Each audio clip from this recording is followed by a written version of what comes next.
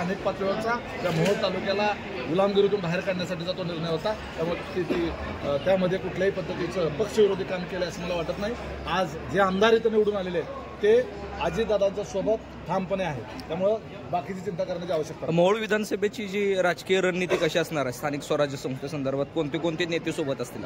सोलापूर जिल्ह्याचा मी अध्यक्ष आहे, त्यामुळे फक्त मोहोळपुरतं बोलणं उचित नाही, परंतु तुम्ही प्रश्नच मोहोळपुरता विचारलेला आहे। तर मोहोळमध्ये राष्ट्रवादी काँग्रेस पार्टी, शिवसेना, शिंदे गट आणि त्याच्यामध्ये भारतीय जनता पार्टी जर आमचे समोरचे नेते जर तिकडे प्रवेश करणार असतील तर भाजपमधला फार मोठा वर्ग जो नाराज आहे त्यांना सोबत घेऊन आम्ही या ठिकाणी, त्याचबरोबर काही काँग्रेसमधून, काही उबाटामधून अशी काही मंडळी जी आहे जे आमच्याकडे मागच्या निवडणुकीच्या वेळेला मोठ्या ताकदीने आमच्या सोबत होते, त्या विशिष्ट विचाराच्या विरोधात असलेला सगळा जो ग्रुप आहे त्या सगळ्या ग्रुपला सोबत घेऊन त्या येणारी स्थानिक स्वराज्य संस्थेची मोहोळ तालुक्याची आम्ही लढू। त्यावेळी विशिष्ट ग्रुपमध्ये राजू खरे सोबत असतील का? आपल्या खरे आहे ते सातत्याने तुमच्या मंचावर दिसतात, तुमच्या प्रत्येक कार्यक्रमाला असतात, त्यांचा पक्ष वेगळा आहे आपला। या तालुक्यातली निवडणूक राजाभाऊ खरे यांच्या नेतृत्वातच आमचा लढण्याचा मानस आहे। की तुम्ही मध्यंतरी एका सभेत राजन पाटलांना आव्हान केलं होतं की तुम्ही नरखेडमध्ये या, मोहोळमध्ये या, त्यालाच त्यांनी प्रत्युत्तर देण्यात असं सांगितलं की माझा 6 वर्षाचा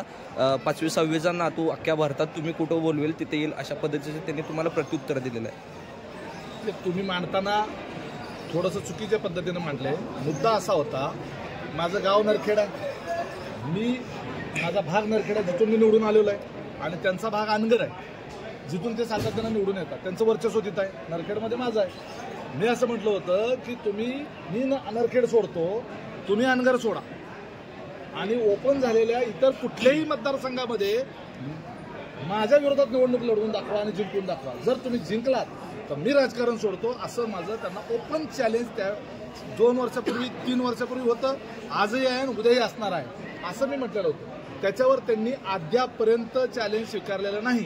आणि तुम्ही जे म्हणताय माझा 6 वर्षाचा नातवाला हे 18 वर्ष झाल्याशिवाय मतदानाचा अधिकार नसतो, 21 वर्ष झाल्याशिवाय निवडणूक लढवता येत नसते, ते जे म्हटलेले आहेत ते माझ्यावर जो हल्ला करण्याचा प्रयत्न झाला त्या संदर्भानं मी असं म्हटलं होतं की आपल्यालाही बाहेर कुठं कुठं फिरावं लागतं, ठीक आहे, अशी ठोकशाहीनं लोकशाही व्यवस्थेमध्ये काम करता येत नाही। त्यामुळं तुम्ही 12 वाड्याचं पाणी पिलं असाल तर मी 1200 गावचं पाणी पिलेलं आहे, कोण कुणाला कमी नसतं।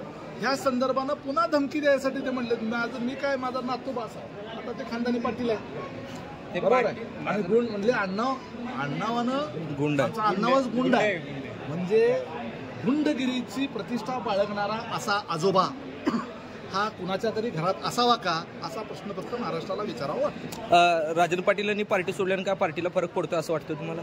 कुठलाही नेता, कुठलाही कार्यकर्ता, छोटा कार्यकर्ता जरी पक्ष सोडून गेला तर निश्चितपणे पक्षाचं नुकसान होतच असतं, ठीक आहे, परंतु अ गेला की ब तयार असतो, ब गेला की क तयार असतो। त्यामुळं एकाच घराण्याच्या वज्रमुठीमध्ये अनेक वर्ष सत्ता राहिल्यानंतर सुद्धा त्या ठिकाणी एक वेगळ्या पद्धतीची कुचंबना निर्माण झालेली असते, आणि एक मोकळा श्वास या तालुक्याला घेण्याच्या दृष्टिकोनातून एक मोठी संधी त्या निमित्तानं निर्माण झालेली आहे।